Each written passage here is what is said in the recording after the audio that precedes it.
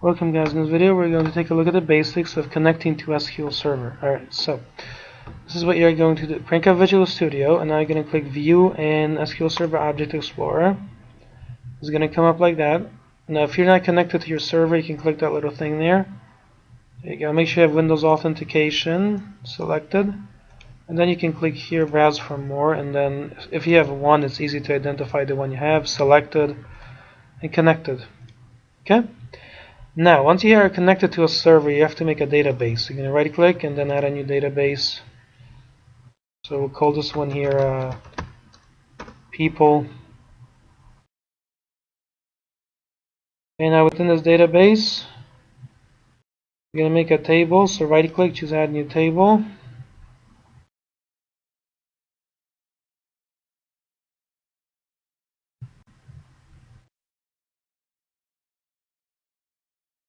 Whenever you work with databases, you have to expect a bit of slowness. Alright, now in this window down here where it says create table, that speaks for itself. Let's give this table a different name. That's what that is, person, okay? Now it says ID, that's the name. Integer means that's the data type. Not null means values have to be entered. Primary keys are used to identify data records. Alright, so they're going to put a comma and then we'll put here fname varchar 300 and also not null. So the field name is fname. The 300 characters, it can store of various type, and then entries must be specified, not null. Let's do one more here, lname like this. It's a varchar 300 and also not null. So that looks like this. Okay, so this is the structure of our table, updated. And then update database.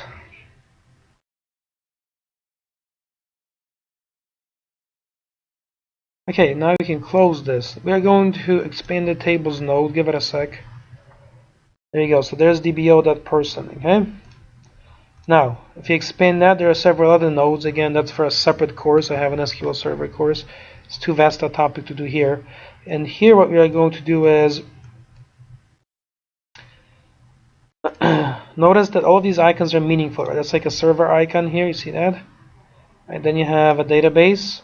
And then you have a table icon and a little column icon. That's what those are.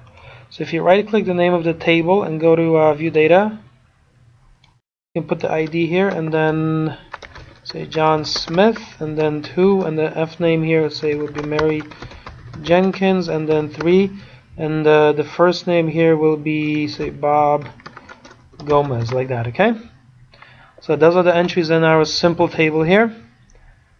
You can close this now. Alright, and that should save automatically, should be present. Alright, the next stage what we are going to do is write a code to connect to it. Okay, so crank up a project, make sure you have that open, right? Open program.cs and let's type using system and then using system.data.sql client, like that. Now you're going to type here namespace sample, open close braces, and now what we're going to do is say class program, and within that we're going to type static void main. So that looks like that. Now what we need as the first stage is the connection string. Okay, this is a string that specifies the location of our server. Alright, so you're going to type here string constring equals, and you're going to put that symbol and then close that with a semicolon so it takes that shape. Alright, where do you get this connection string? You don't have to want to search for it. Well, type it by hand, it's very complicated. So expand the server, go back into the server, databases. If you right click the name of the database and you go to properties, you see where it says connection string right here.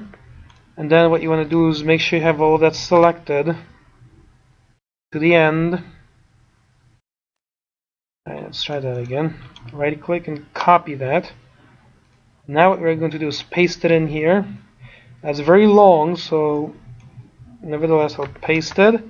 I'll break it over a couple separate lines. There you go. Okay, so that takes the shape here. This is the connection string. Okay, so Tom's PC SQL Server is the source. Initial catalog is people. Alright. Integrated security true, so we don't have to specify extra login parameters. There's a timeout in the connection, and some other details here. Okay. You can investigate those if you wish. Remember, this is just to show you the basics of connecting. Alright, now here, at this point, now that we have the connection string, we can take a next step, which is this one here. You can say string command equals, and now we're going to type a small amount of SQL, which is select star, that means all, from dbo.person, close that with a semicolon, so that takes the shape here.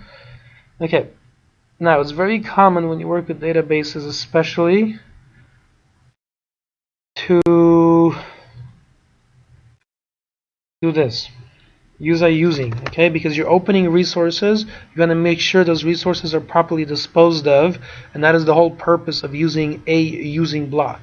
It takes care of resource disposal automatically by calling the correct methods on the objects. So you're going to say SQL connection here, and then con equals new SQL connection, and then con string, like that. Okay, so in other words, this using will dispose of the connection properly for us. Right. Now, in case there are some errors, we can still put a try catch in there, right, so we can catch them and display them. We'll make a generic one, exception EX, like that.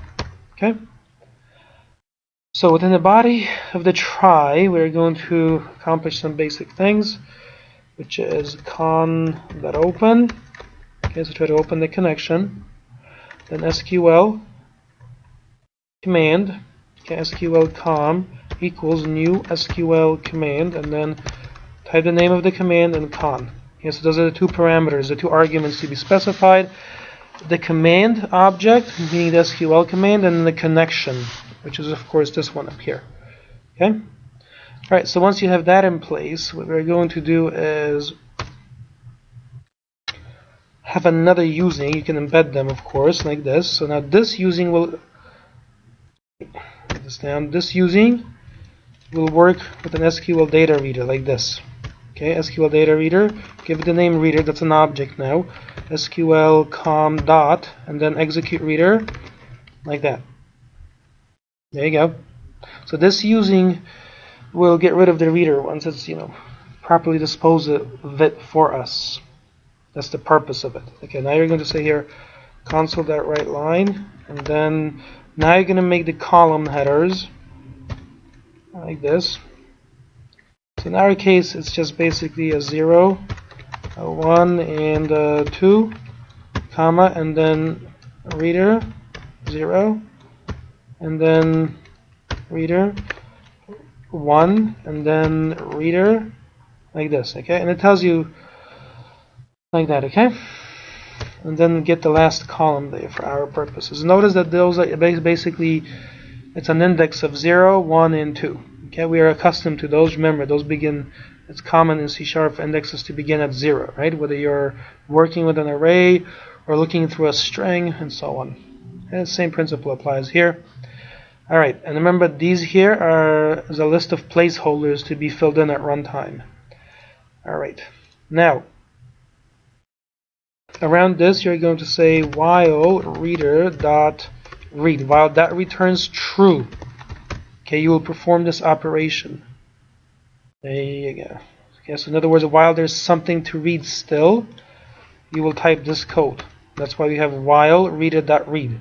Okay, that reader.read continues to run, and it returns true or false, right, depending on the number of records.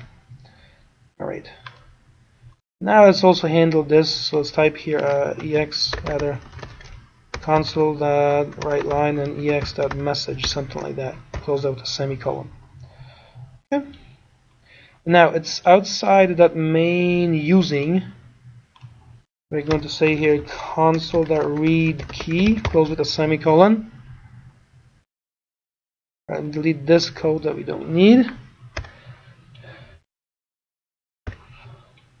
Okay, so there's the heart of our program. Okay, all this is going to do is connect to a database, read the entries from the database, display them, and then dispose of resources properly, because we have a using here on the connection and we have a using with the reader here. Okay, so give it a build. Build succeeded, great. So let's go with debug, and first we'll just run this directly. We'll hit start. Okay, there you go. So this confirms that this logic operates properly because we have entries showing on the screen. Okay, so record 1, John Smith. Record 2, Mary Jenkins. Record 3, Bob Gomez.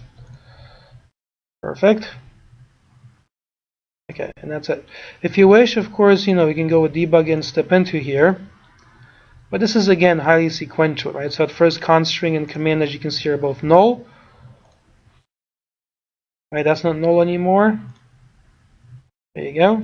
So if you expand the connection string, there you go. It tells you the database is connected to people, the data source, Tom's PC / SQL server. Okay. The state, as you can see right now, is still closed. A lot of other information that you can, explore on your own. A lot of it speaks for itself, I think. All right, so now let's go here. Connection, as you can see, now the connection should be open, right? So if you expand this, here, state is open. You see, now it's successfully been opened. Great, so that's working as expected. And now this will run.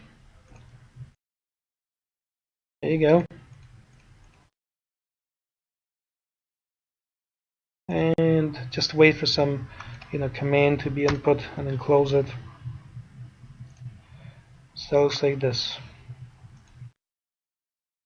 Okay, so that is it. Now here, if you wanted to change one thing here, I'm gonna put Tom's P. Okay, go with start.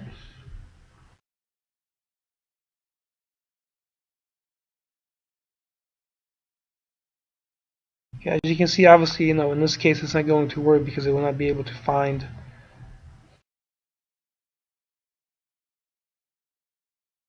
what we need. So, and it gave an error message as you just saw. Okay, let's do that again. So hit start. Give it a second.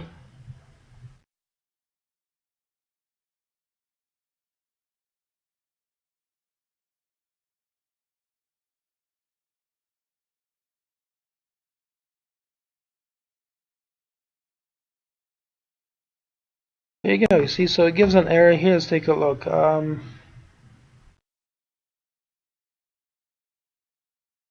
then if you want to see that larger, go to properties. Let's see. Let's make the width bigger. Okay, so now you can drag this, and it says a network-related or instance-specific error occurred while establishing a connection to SQL Server. Server was not found or was not accessible. There you go. Now in our case, we know what the error is because I mistyped the string here deliberately. So here, Tom's PC, like that. Fix that. Hit start, and then it runs properly again. See? There you go. Okay, so let's close that, and that is it for this lesson. So thanks very much, and I will see you in another video.